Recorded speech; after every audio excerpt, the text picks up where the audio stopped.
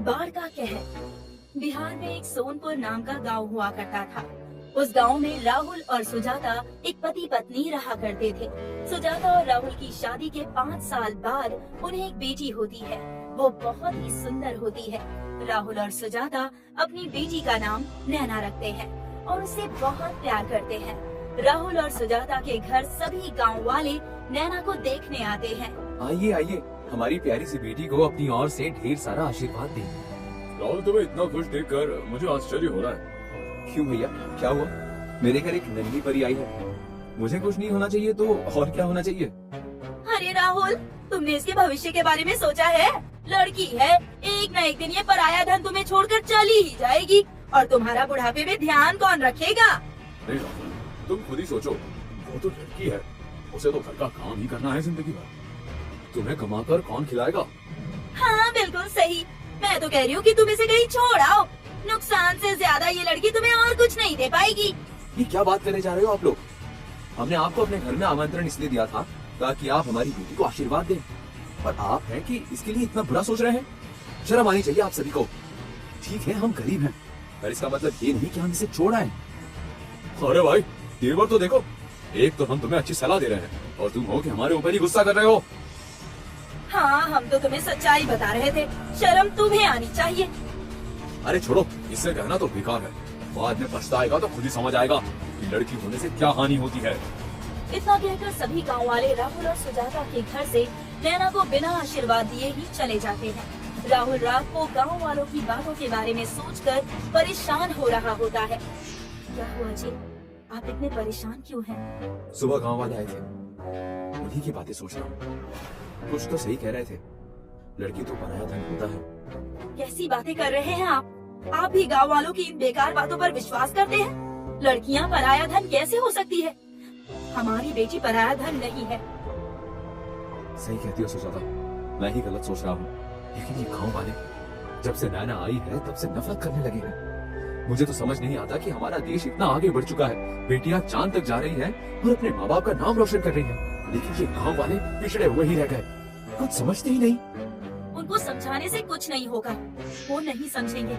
जब बदलाव होगा तो खुद चीजें बदल जाएंगी और ये बदलाव हम लाएंगे।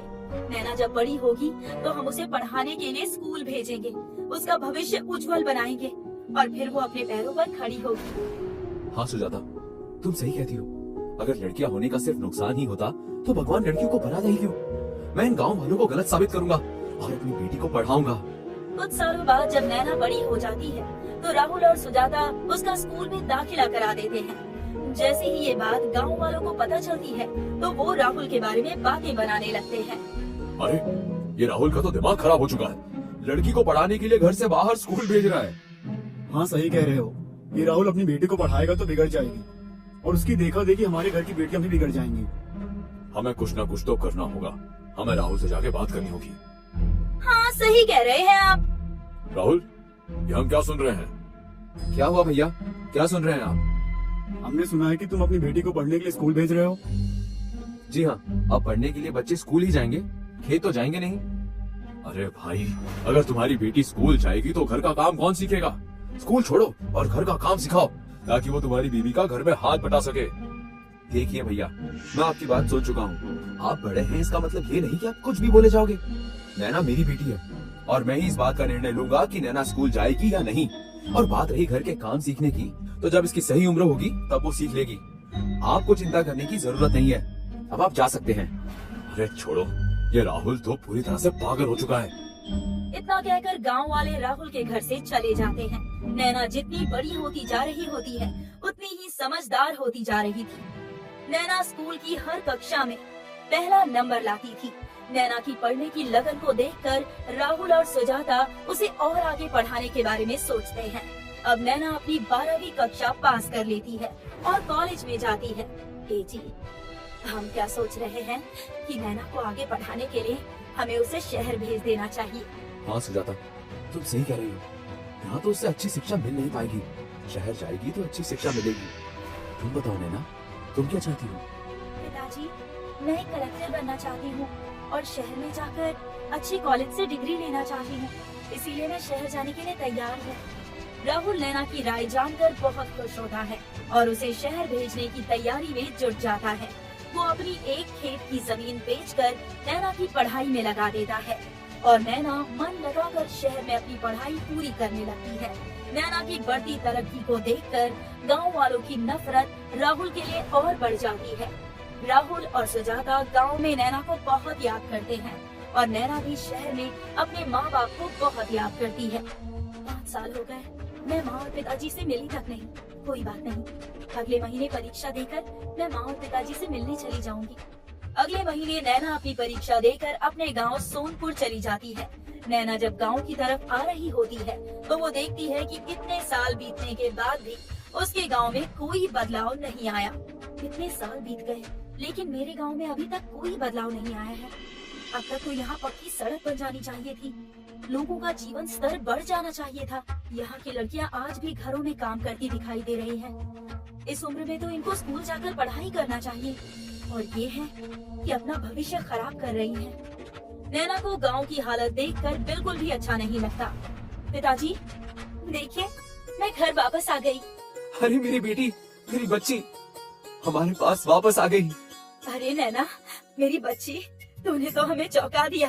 इतने सालों बाद अचानक कैसे आ गई? अरे सुजाता, खड़ी क्या हो? जाओ, जाके नैना के लिए खाना तैयार करके लाओ। बेचारी कितना बड़ा सफर तय करके आई है। अरे बेटा, इतने सालों बाद आई हो, अब थोड़ा महीनों बाद जाना। पिताजी, मैं यहाँ से अब नहीं जाऊंगी, अब यहीं पर रहूंगी। क्या? लेकिन क्यों? अब तुम शहर नहीं जाओगी तो पढ़ोगी कैसे? पिताजी, मेरी पढ़ाई पूरी हो चुकी है और मैंने यूपीएससी की परीक्षा भी दे दी है। और पिताजी, अगर पढ़कर कोई अच्छा काम नहीं करूंगी, अपने गांव में कोई सुधार नहीं लाऊंगी, तो मेरी पढ़ाई का क्या लाभ? क्या कह रही हो ये सब? इतनी पढ़ाई तुम्हें वापस इस गांव में रखने के लिए थोड़ी कराई है। क्या करोगी बदलाव करके? यहाँ कोई कुछ नहीं समझने वाला। पिताजी, अगर किसी ने शुरुआत की होगी तभी तो कोई बदलाव आएगा ना, और वो शुरुआत मैं करूंगी। क्या लगता है तुम्हें कि किसी ने कोई कोशिश नहीं करी होगी? तुम्हें तो याद भी नहीं होगा जब तुम पैदा हुई थी तब इस गांव के लोगों ने कैसी कैसी बातें करी थी। अरे तुम्हें दूर छोड़कर आने तक को बोल दिया था। मैं लड़ा इन सबसे, पर ये सब लोग नहीं माने। आज भी कोई तुम्हारे पढ़े लिखे होने पर गर्व नहीं करता, उल्टा लोग और नफरत करने लगे हैं। लोगों को तो लगता है कि हमने बेटी को पढ़ाकर कोई महापाप करा है। तो पिताजी, अब वक्त आ गया है मेरे खड़ा होने का। अब मैं इस बदलाव के लिए लड़ूंगी। अब मैं ही इस गांव में सुधार लाऊंगी। तुम्हें इतना पढ़ा दिया है, अब मैं तुम्हें कुछ नहीं कहूँगा। तुम्हारी पढ़ाई ही अब तुम्हें सही रास्ता दिखाएगी। नैना अगले दिन गांव के सरपंच से मिलने जाती है। सरपंच जी, मुझे आपसे कुछ बात करनी है। बेटा, हमने तुम्हें पहचाना नहीं। जी, मैं राहुल जी की बेटी हूँ। अच्छा अच्छा, समझ आ गया। वही ना जिसने तुम्हें गांव के बाहर अकेले शहर पढ़ने भेजा था? जी सरपंच जी, मैं वही हूँ और मैं आपसे एक विनती करना चाहती हूँ और कुछ बताना भी चाहती हूँ। जी बोलिए। जी, मैं आपको ये बताना चाहती हूँ कि जब मैं शहर से वापस गांव आ रही थी तो मैंने गांव में पिछड़ापन देखा। मैंने देखा कि इस गांव में अभी तक कोई अच्छा बदलाव नहीं आया है। सड़क पहले के जैसी ही है, लोगों को उनकी आमदनी कम मिलती है और लड़कियों को पढ़ाई करने से रोका जा रहा है। ये क्या बोल रही हो? माना कि तुम शहर से पढ़ के आई हो, इसका मतलब ये नहीं कि तुम कुछ भी बोलती जाओ। हमारे गांव में औरतें मर्दों को सलाह नहीं देती। तुम मुझे नहीं बता सकती कि मुझे क्या करना चाहिए। मैं यहाँ का सरपंच हूँ, तुम नहीं। और बात रही गांव के पिछड़ेपन की, तो उसे मर्यादा कहते हैं। अरे अच्छा लगता है क्या घर की बेटियां, घर की इज्जत को ऐसे बाहर पराये लोगों के सामने पढ़ने जाने देना? आप बात का गलत मतलब निकाल रहे हैं। आप जानते नहीं है कि इससे कितना बड़ा नुकसान हो सकता है। मैंने गांव का बांध भी देखा है जो कि इतना कमजोर है कि नदी का तेज बहाव तक नहीं सह पाएगा और टूट जाएगा। अच्छा, जरा सा पढ़कर क्या आ गई? अब तुम हमें सिखाओगी और बदतमीजी करोगी? मैं बदतमीजी नहीं कर रही हूँ, बस आपको बता रही हूँ। बस, हमें कुछ नहीं सुनना। नैना सरपंच की बातें सुनकर वहाँ से वापस आ जाती है। क्या हुआ? उदास क्यों? पिताजी, मैं सरपंच जी से बात करने गई थी पर उन्होंने मेरी पूरी बात सुनी ही नहीं। उनकी ये गलती एक दिन गांव का नुकसान करा देगी। मैंने तुम्हें पहले समझाया था, तुमने ही अपना समय बर्बाद किया। ये लोग बिना ठोकर खाए नहीं सुधरेंगे। सही कहा पिताजी। किसानों को बारिश के मौसम की वजह से बहुत हानि उठानी पड़ रही होती है, लेकिन गांव वाले इस बात से अनजान होते हैं। लेकिन अभी तो उन्हें बहुत कुछ देखना बाकी होता है।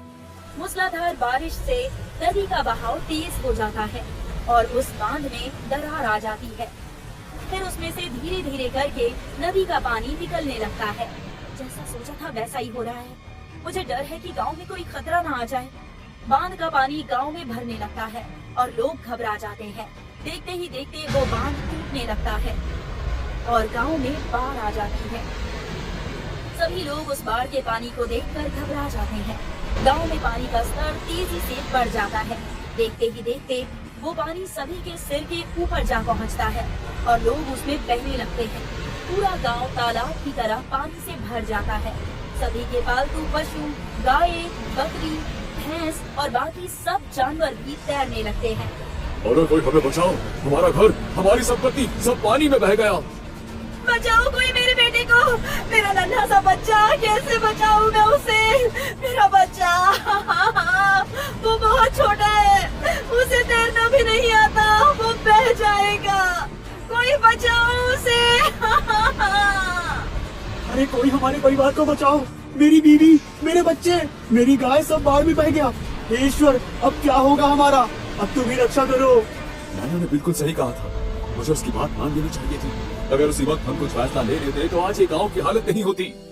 अरे कोई हमारी रक्षा करो। ये सब उस कमजोर बात की वजह से हुआ है। हमें जल्द ही कोई उपाय सोचना होगा, नहीं तो सब मारे जाएंगे। हाँ नैना, कुछ सोचो। याद आया पिताजी, आपको याद है जब मैं छोटी थी तब आप मुझे उस पहाड़ वाले शिव मंदिर पर ले जाया करते थे? वो थोड़ी ऊंचाई पर था। हाँ हाँ मुझे याद है। हमें सभी गांव वालों को उसी जगह ले जाना होगा। वहाँ बाढ़ के पानी का स्तर कम होगा। नैना सभी गांव वालों को पहाड़ी वाले शिव मंदिर के पास ले जाने की सलाह देती है। सभी गांव वाले ध्यान से सुनिए, हमें जल्दी ही पहाड़ी वाले शिव मंदिर की ओर निकलना होगा। वहाँ पानी का स्तर कम हो सकता है। कृपया आप सभी वहाँ जल्दी पहुँचिए। नैना बहुत अच्छी सलाह दी, हम सभी को जल्दी से वहाँ पहुँचना होगा। सभी गांव वाले एकता के साथ एक दूसरे की मदद करके धीरे धीरे उस पहाड़ी वाले शिव मंदिर तक पहुँच जाते हैं। जैसे ही वो लोग शिव मंदिर पहुँचते हैं तो बारिश और तेज हो जाती है और बादलों में बिजली भी कड़कने लगती है। माँ, मुझे बहुत डर लग रहा है। ये बिजली इतनी तेज कड़क रही है, अगर ये हमारे ऊपर गिर गई तो। मेरे बच्चे, तू डर मत, ईश्वर हमारी रक्षा करेंगे। इस बाढ़ की वजह से हमारा कितना नुकसान हो गया है। फसल भी बर्बाद हो गई और मेरी बीवी का भी कुछ पता नहीं चल पा रहा है। ये बाढ़ इतनी ज्यादा भयानक है, कितने लोगों की जान चली गई, कितने लोग के घर बर्बाद हुए, उनके खेत बर्बाद हो गए। मैं जानती हूँ ये समय अभी आप सबके लिए बहुत भयानक है, लेकिन आप लोग चिंता मत कीजिए। मैंने रेस्क्यू टीम हमारे गांव की तरफ बुलवा ली है। वो अभी हमारी मदद करने के लिए आते होंगे। जैसे ही वो आएंगे हम सब सुरक्षित बच जाएंगे। बस कुछ देर और इंतजार कर लीजिए, वो आते ही होंगे। बेटा नैना, हमें माफ कर दो। अगर तुम्हारी बात पहले ही मानकर हम उस बांध में कुछ मरम्मत करवा देते तो आज ये सब नहीं देखना पड़ता। कितने लोगों की जान बच जाती। सरपंच जी, आप मुझसे माफी मांगकर मुझे शर्मिंदा मत कीजिए। और अभी ये समय बातें करने का नहीं, अभी ये वक्त है गांव के लोगों को संभालने का। हालांकि बारिश अभी भी नहीं रुकती और खतरा अभी गांव वालों के सिर पर मंडरा रहा होता है, पर नैना हार नहीं मानती और लोगों को प्रोत्साहित करती है। नैना के संपर्क करने पर शिव मंदिर तक रेस्क्यू टीम वाले लोगों को बचाने के लिए आ जाते हैं। अरे वो देखो, रेस्क्यू टीम का हेलीकॉप्टर, ये लोग आ गए हमें बचाने। सभी गांव वाले रेस्क्यू टीम को देखकर खुश हो जाते हैं और रेस्क्यू टीम गांव वालों को बचाने लग जाती है। जो लोग बाढ़ में डूब जाते हैं उनको निकालकर एक सुरक्षित जगह पर ले जाया जाता है। रेस्क्यू टीम गांव वालों के लिए खाने का भी सामान लेकर आती है। रेस्क्यू टीम के आने से गांव वालों को थोड़ी शांति मिलती है और पानी का स्तर भी धीरे धीरे कम हो जाता है। लोग धीरे धीरे करके अपने घर की ओर निकल जाते हैं। हे भगवान, इस बाढ़ ने तो हमारा घर और हमारा खेत सब तबाह करके रख दिया है। अब हम कहाँ रहेंगे और कैसे कमाएंगे? आप सभी लोग चिंता ना करें। जैसे हमने एकजुट होकर इस बाढ़ का सामना किया है, वैसे ही हम इस मुश्किल से भी निपट लेंगे। हाँ, सरपंच जी बिल्कुल सही कह रहे हैं। हम सब मिलकर कुछ शुरुआत करेंगे और देखिएगा हमारा गांव पहले से भी ज्यादा अच्छा हो जाएगा। नैना बेटा, मैं गांव वालों के साथ मिलकर तुमसे माफी मांगना चाहता हूँ। मेरी सोच गलत थी और औरतों का स्थान सिर्फ घर के रसोई घर में नहीं होता है। आप जैसी समझदार बेटी तो पूरे देश को संभाल सकती है, तो ये गांव क्या चीज है? मुझे आज बहुत शर्मिंदगी महसूस हो रही है। तुम जब मेरे घर मुझसे मेरे गांव के विकास के लिए बात करने आई थी, तब मेरी आंख पर झूठी परंपरा की पट्टी बंधी थी, जो अब तुम्हारी काबिलियत देखकर उतर चुकी है। हाँ नैना, तुम्हें हमने बचपन से इतना टोका है, तुम्हारी लड़की होने पर तुम्हारी काबिलियत को कम समझा, काश हम तुम्हें घर की लक्ष्मी समझ पाते, तुम्हें तुम्हारे पिताजी की तरह आगे बढ़ने के लिए हिम्मत दे पाते। सच में अगर बेटी हो तो तुम्हारे जैसी हो। तो आज मैं अपने गांव के भले के लिए फैसला करता हूँ कि अब से हर घर की लड़की पढ़ेगी और सभी लड़कियों का पढ़ना जरूरी होगा। जिस भी परिवार ने अपनी बेटी को पढ़ने से रोका तो उसे एक जुर्म माना जाएगा। अब हर लड़की नैना जैसी बनेगी और इस गांव का भला करेगी। सरपंच जी और आप सभी गांव वालों को मेरा बहुत बहुत धन्यवाद जो आपने मुझे इस काबिल समझा। कुछ ही दिनों बाद नैना की परीक्षा यूपीएससी का रिजल्ट निकल कर आ जाता है। पिताजी, मुझे बहुत डर लग रहा है, अगर मैं फेल हो गई तो। मुझे मेरी बेटी पर पूरा भरोसा है, तुम जरूर पास हो जाओगी। नैना का रिजल्ट आ जाता है। पिताजी, मैं पास हो गई, मैं आईपीएस बन गई। मुझे पता था मेरी बेटी जरूर कामयाब होगी। आज तो मैं गांव में सबको लड्डू खिलाकर आऊंगा। मेरी बेटी ने आज मुझे बहुत गर्व महसूस करवाया है। सभी गांव वाले नैना की कामयाबी को देखकर बहुत खुश हो जाते हैं और नैना गांव की सभी लड़कियों के लिए एक प्रेरणा बनती है। बारिश में आलसी छाता बेचने वाला। सीमापुर नाम के गांव में एक बड़ा ही आलसी आदमी रहता था जिसका नाम कमकल था। वो अपने घर में सबसे छोटा था, इसीलिए सबके लाड प्यार की वजह से वो बहुत आलसी बन गया था। दूसरी ओर उसका बड़ा भाई चतुर बहुत ही मेहनती था। एक दिन कमकल के पापा उसके आलस्य से परेशान होकर खुद से बातें कर रहे थे।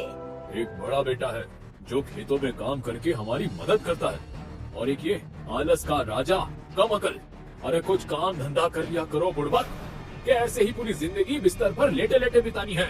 अरे पिताजी, अब हमारे लायक क्या ही काम है, क्या करेंगे हम काम करके? मम्मी और बड़े भैया है तो सही। अरे भगवान, तुम्हारे लाड प्यार ने इसे काम चोर बना दिया है। मुझे इसकी बहुत चिंता हो रही है, मैं क्या करूं?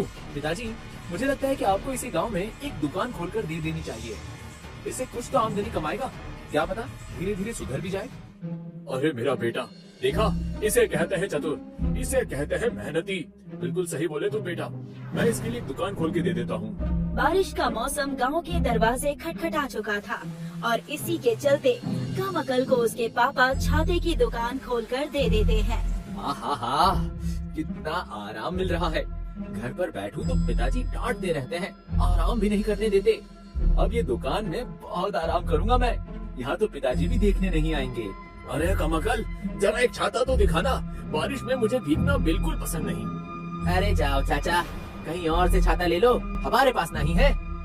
अच्छा, तुम्हारे सामने ही तो छाता रखा है, झूठ काहे बोल रहे हो? अरे तुमको दिख गया तो खुद उठा लो ना, हमें काहे परेशान कर रहे हो? दुकान तुम चला रहे हो तो छाता भी तुम्हें दिखाओगे ना। अरे चाचा, कहीं और से छाता ले लो, हम आराम कर रहे हैं। Do not disturb. पिताजी ने दुकान क्या खोल के दे दी, तुम्हारे तो भाव बढ़ रहे हैं। बड़ा आया, मैं कहीं और से छाता ले लूंगा। ऐसे ही बड़बड़ाकर वो आदमी वहाँ से चला जाता है। तभी कमकल की दुकान पर उसका दोस्त मंगू आता है। अरे कमकल, क्या बात है, बड़ा ठाट बाट बढ़ रहे हैं? मंगू सही कह रहा है, मेरी तो मौज चल रही है। आराम से सुबह आता हूँ, दुकान खोलता हूँ, दुकान में बैठ के गन्ने के स्वाद का आनंद लेता हूँ। सो तो है, पर कमकल कुछ काम भी कर लिया करो, नहीं तो दुकान का नुकसान हो जाएगा और फिर अंकल तुम्हें गधे की तरह पीटेंगे। अरे मंगू, चिंता काहे करते हो, ग्राहक आएंगे तो देख लूंगा। ऐसे ही आलस से भरा कमकल या तो दुकान में बैठा आराम करता था या फिर दुकान में वक्त से नहीं पहुंचता था, जिसकी वजह से उसके पिताजी उससे फिर से बहुत परेशान हो गए। अरे मैं क्या करूं मैं इस आलस की दुकान का? पहले ही हफ्ते मेरा इतना नुकसान करके बैठ गया। अरे पैसे क्या पेड़ पर उग रहे हैं? जितना माल लाया था छाते का, उसमें से एक भी नहीं बिका। आज तो तेरी खटिया खड़ी करके रख दूंगा। अरे पिताजी, मैं क्या करता, कोई ग्राहक सामान लेकर जाता ही नहीं था। मैं तो बोलता था ग्राहक को कि जो पसंद आए ले जाओ, पर वो तो बिना लिए ही चले जाते थे। गधे के बच्चे, अगर ग्राहक को छाते दिखाएगा ही नहीं, दुकानदारी करेगा ही नहीं, तो कैसे ग्राहक टिकेगा? पूरा दिन एक टांग पर दूसरी टांग रखने से दुकान नहीं चलती, काम करना पड़ता है।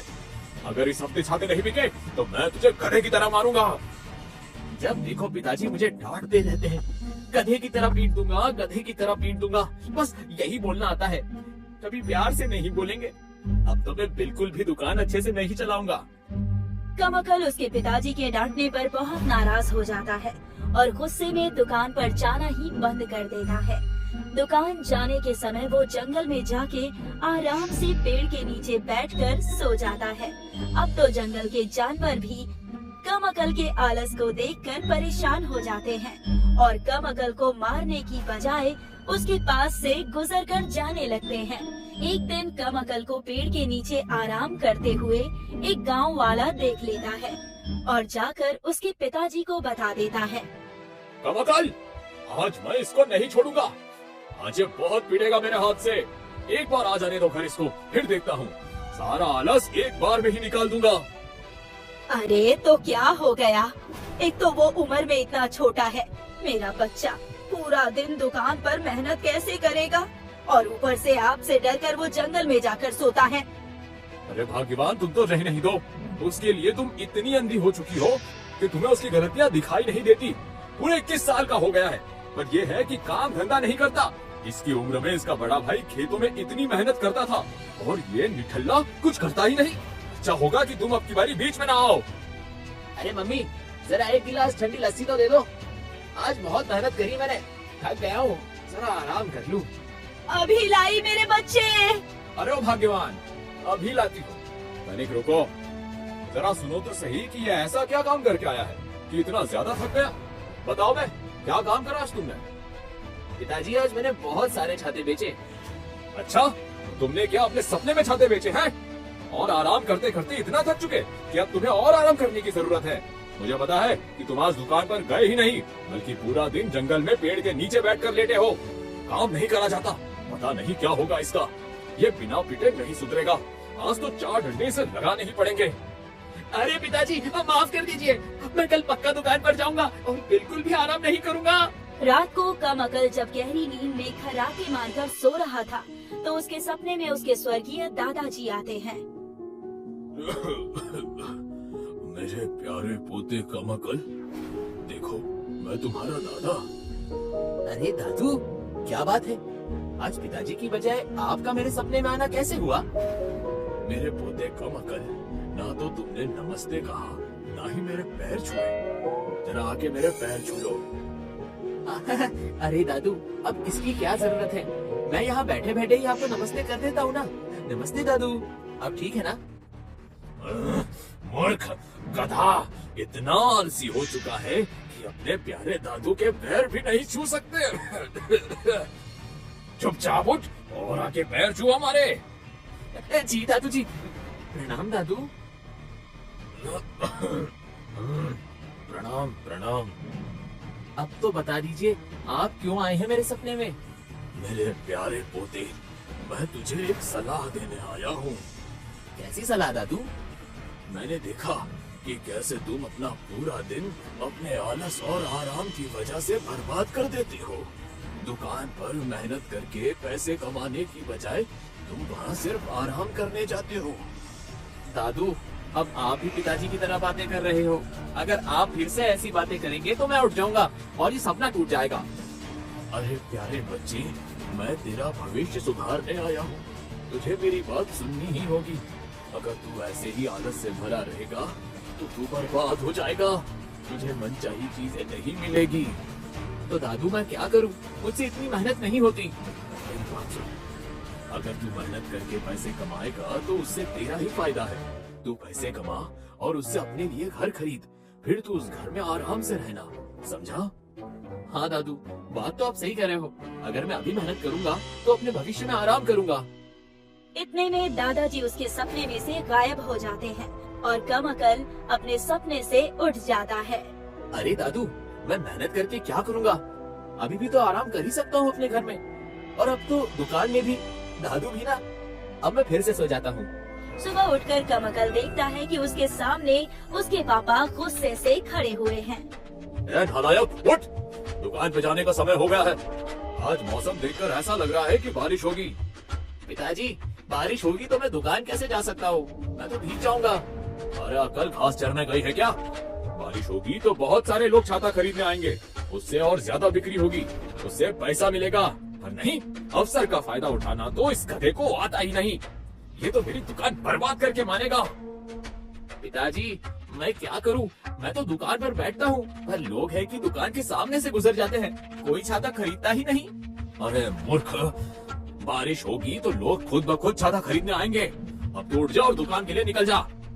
ओहो पिताजी, आप तो सुबह सुबह ही शुरू हो जाते हैं। अभी थोड़ी देर में उठकर तैयार होके जाता हूँ ना दुकान पर। डंडा उठा के वो कमकल के सामने खड़े हो जाते हैं। अगर अभी के अभी दुकान के लिए नहीं निकला तो मैं तुझे मार मार कर नीला पीला कर दूंगा। चल उठ और काम के लिए निकल। कमकल फुर्ती से बिस्तर से उठकर नहाने चला जाता है और तैयार होकर दुकान के लिए निकल जाता है। दुकान पहुंचकर कमकल ग्राहकों के आने का इंतजार करता है। तभी दुकान पर एक बहुत ही सुंदर लड़की छाता खरीदने के लिए आती है और कमकल की नजर उस पर अटक जाती है। अरे वाह, कितनी सुंदर है ये। जरा एक सुंदर सा छाता दिखाना। जी जी रुकिए, मैं अभी आपको आपके जैसा सुंदर छाता दिखाता हूँ। जी, क्या बोला आपने? मेरा मतलब है कि मैं अभी आपको छाता दिखाता हूँ, जरा ठहरिए। कमकल उस लड़की को उसकी दुकान पर रखे सबसे सुंदर छाते निकाल कर दिखाता है। ये देखिए, इतने सुंदर छाते हैं, आपको जरूर पसंद आएंगे। अगर आप इसे लेकर बाहर जाएंगी तो आपकी सुंदरता पर 4 चांद लग जाएंगे। आपका क्या मतलब है? मेरी सुंदरता को बढ़ाने के लिए किसी छाते की जरूरत है? हम बिना छाते के सुंदर नहीं लगते क्या? नहीं नहीं, मैंने ऐसा तो नहीं कहा, बल्कि आप तो इतनी सुंदर है कि आपकी सुंदरता के आगे तो आलिया भट्ट भी रणवीर सिंह लगती है। आप ना बहुत मजाकिया है। जी जी जी शुक्रिया। वैसे आपका क्या नाम है? आप क्या करेंगे मेरा नाम जानकर? क्या आपको मेरा नाम इस छाते पर छपवाना है? मजाकिया तो आप भी बहुत है। वो हम ये सोच रहे थे कि आप जैसी सुंदर लड़की का नाम कैसा होगा। अच्छा, मेरा नाम इशिता है। इशिता? वाह, आपकी तरह आपका नाम भी सुंदर है। जरूर आपकी मम्मी ने आपका नाम रखा होगा। जी बिल्कुल सही पहचाना आपने, लेकिन आपने तो अपना नाम बताया ही नहीं। जी, मेरा नाम कमकल है। कमकल? आपका नाम भी आपकी तरह बहुत मजाकिया है। अच्छा लगा जानकर कि आपको हमारा नाम पसंद आया। तो बताइए, आपको कौन सा छाता अच्छा लगा? मुझे तो ये फूलों वाला छाता बहुत पसंद आया। अब बताइए कि इसका दाम क्या है? अरे कैसी बात कर रही हैं आप? अब आपसे क्या दाम लूं? आपको ये छाता हमारी तरफ से गिफ्ट करते हैं हम। अच्छा, आपका बहुत बहुत शुक्रिया। अरे उसकी क्या जरूरत है, बस जब भी आपको किसी चीज की जरूरत हो तो हमें जरूर याद करिएगा। जी ठीक है।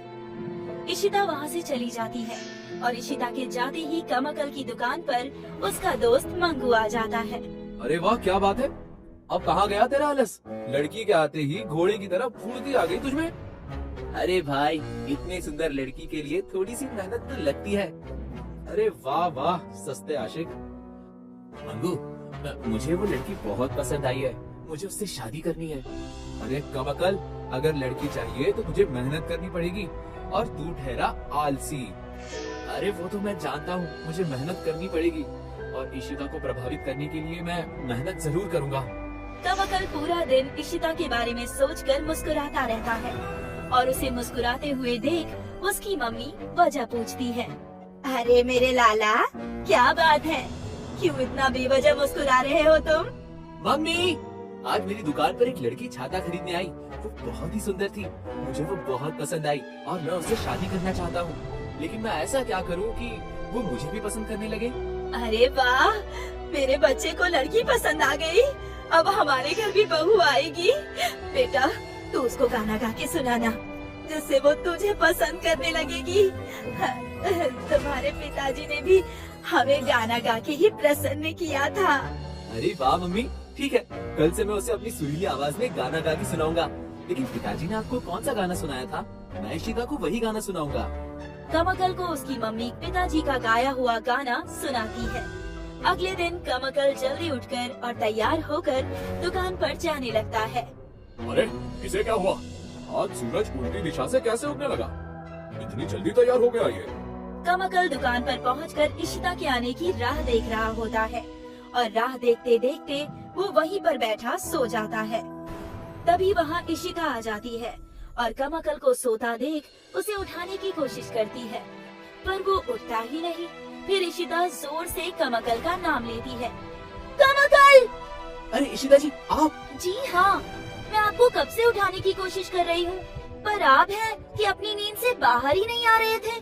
इसीलिए मुझे जोर से चिल्लाना पड़ा। अरे अरे, मुझे माफ कर दो। बताइए, मैं क्या सेवा कर सकता हूँ आपकी?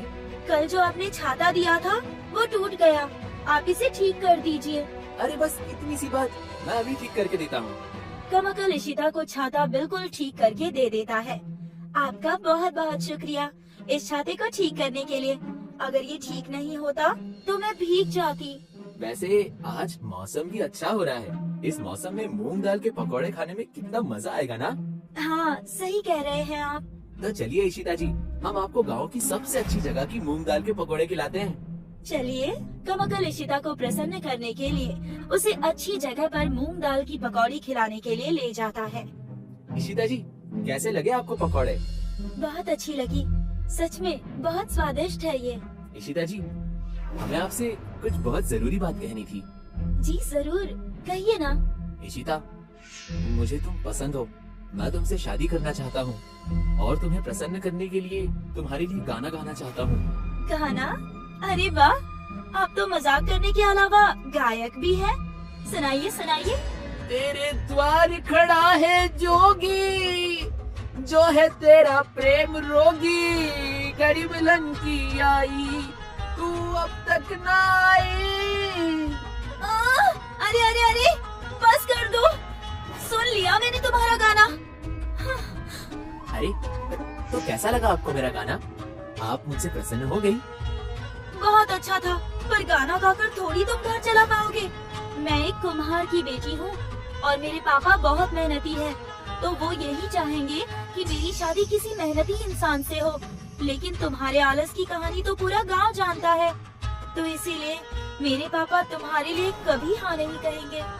अगर तुम मुझसे शादी नहीं करोगी तो मैं मर जाऊंगा। मैं शादी करूंगा तो बस तुमसे ही। अरे तुम रोना बंद करो।